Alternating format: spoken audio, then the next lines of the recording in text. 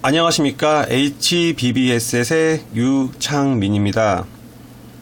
거의 한 달 만에 다시 이렇게 동영상을 촬영하게 되는 것 같아요. 그래서 그런지 다시 이렇게 설치하는 것도 좀 쉽지가 않더라고요. 좀 제가 부지런하게 자주 이렇게 동영상을 통해서 이렇게 소개를 드렸어야 되는데 좀 어렵습니다. 좀 하는 일이 좀 많아져서 약간 제가 소홀했습니다. 그 점 죄송하다고 말씀드리고 싶고요. 일단 저희 HBBS의 그 체이탁 시스템 트레이딩에 대해서 조금 더 설명드릴게요. 아마 이것을 이용하시는 분이라면 비용을 발생하시죠. 예, 한 달에 얼마씩 이렇게 요금을 내셔야 돼요. 그런데 그 요금을 내시고 나서 그 요금 내신 것만큼의 그 이상의 어떤 이익이 있으셔야 되는데, 만에 하나라도 그 이익이 발생하지 않게 되면 상당히 곤란한 상황이 발생하게 되죠. 자, 일단 저희가 만약에 어떤 이런 체계적인 어떤 대책을 수립하지 않았을 때 발생할 수 있는 문제점에 대해서 제가 하나 말씀드릴게요.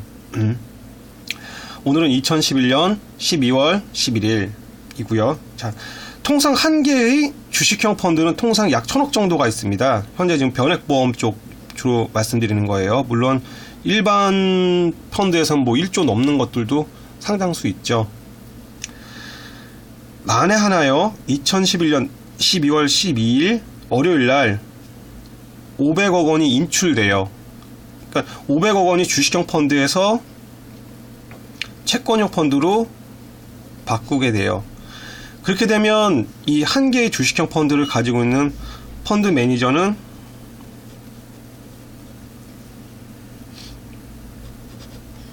그날 당일 500억 원을 만들어내야 돼요. 자, 이 500억 원을 만들어낼 수 있는 방법은 별거 없어요. 현재 가지고 있는 1000억 원어치의 어떤 그 주식형 펀드에서 500억 원을 환매해야 되죠. 환매 자금은 1000억 원어치의 주식 중에서 500억 원어치의 주식을 팔아야 돼요. 한꺼번에요. 자, 그러면은 500원어치의 주식을 판다라는 건 현재 지금 이 펀드가 가지고 있는 뭐 20개 혹은 뭐 50개 정도의 주식을 동시 매도해버릴 수밖에 없어요. 그죠? 그러면은 우리나라 통상 시장에서 갑자기 500억 원, 한 개의 펀드에서 500억 원이 인출된다는 얘기를 하게 되면요, 이 담당 펀드 매니저는 환매를 하는 게 아니라 환매 중단 선언을 할 수 있어요. 현재 자본시장법상 펀드 매니저가 환매가 불가능하다고 판단되어질 때 펀드 매니저의 자의적 판단으로 환매를 중단할 수 있어요.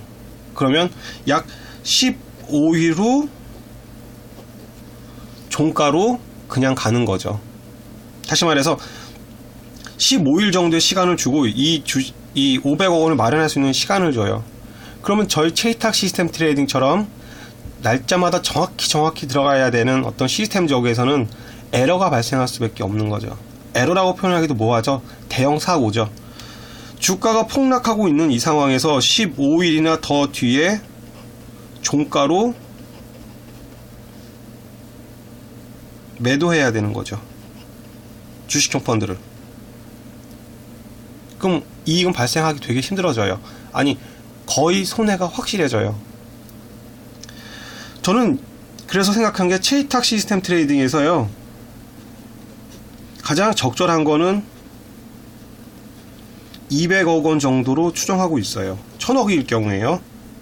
약 20%죠. 통상 1000억 정도 보유한 펀드의 어떤 자산 구성을 보면요, 10% 정도는 돈이 원래 움직이기 때문에 유동성을 확보하고 있어요. 그러니까 즉시 현금화할 수 있는 자산들이죠. 그러면 나머지 10% 정도만 이 담당 펀드 매니저는 확보를 하면 돼요. 주식 매도하면 되는 거죠. 뭐 1000억 정도에서 1000억 중 900억이죠. 그 중에서 이제 10억 정도 추가로 더 인출해내면 돼요. 그러면 이 펀드는 계속 유지가 돼요.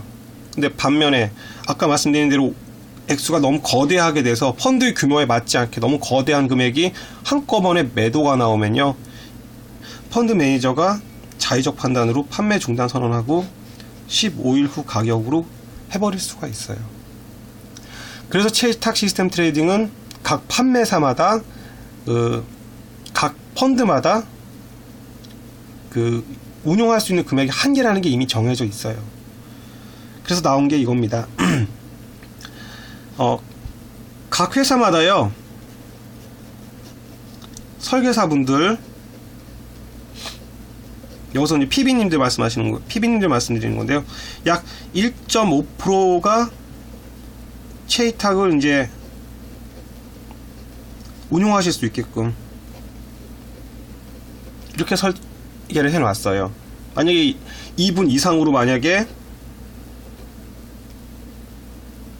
판매가 되면, 그래서 동일날 한꺼번에 어마어마한 금액이 매도가 나오면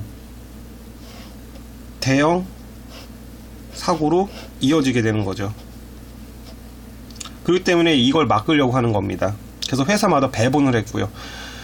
무조건적으로 팔지 않겠다는 게 바로 이런 논거에서 그런 거고요. 특정 회사를 언급하는 게 문제가 되지는 않을 거라고 생각해서 지금 말씀드리는데요.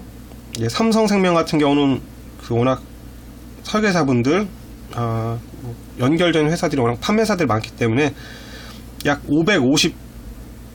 550분만을 이제 체이탁 시스템 트레이딩의 어떤 고객으로 모실 예정이고요.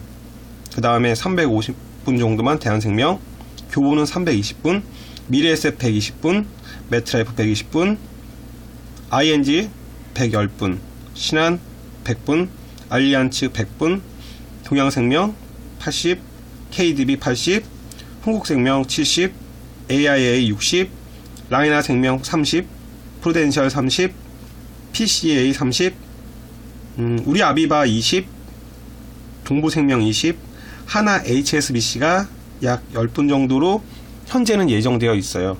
물론 여기서 약간의 어떤 회사마다 가지고 있는 그 특성이 있죠.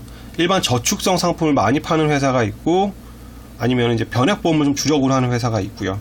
실제로 미래에셋 같은 경우는 1000억이 아니라 주식 성장형 쪽으로 약 1800억 정도가 지금 현재 조성되어 있어요.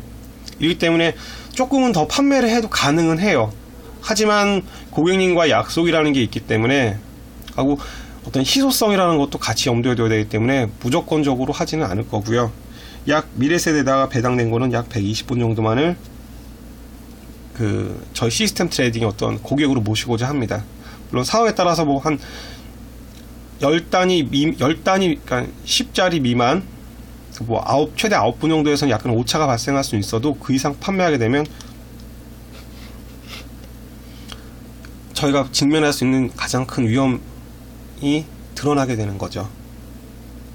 그렇기 때문에 저희 체이탁 시스템 트레이딩은 판매에 제한을 두겠다는 겁니다.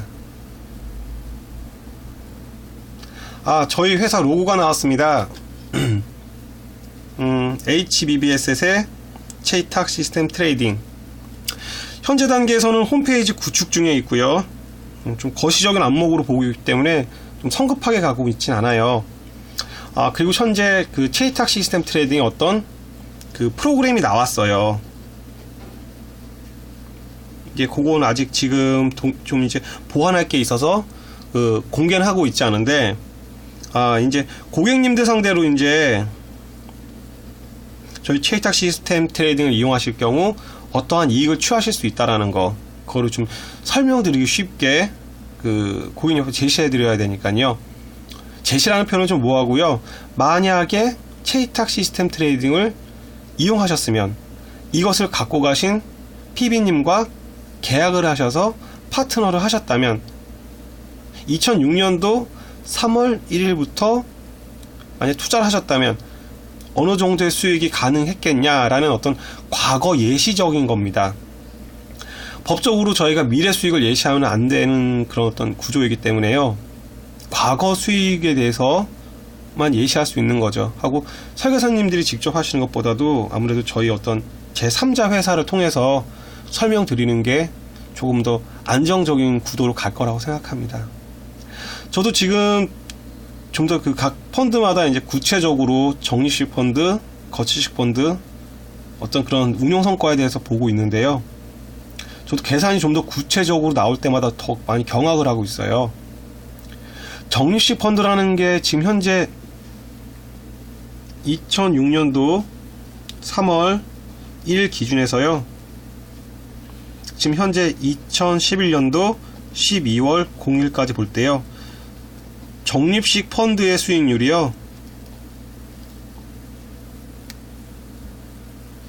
채권 펀드랑요. 수익이 비슷해요. 투자 관리를 안 하셨다면요. 그죠? 상당히 지금 문제가 심각한 거예요.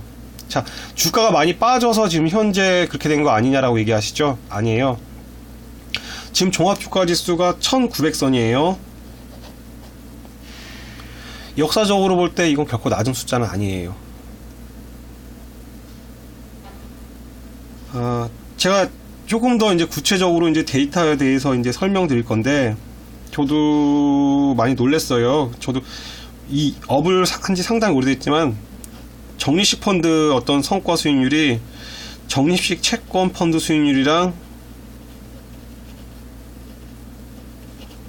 비슷하게 될 거라는 생각은 전혀 할 수가 없었거든요. 근데 비슷하더라고요.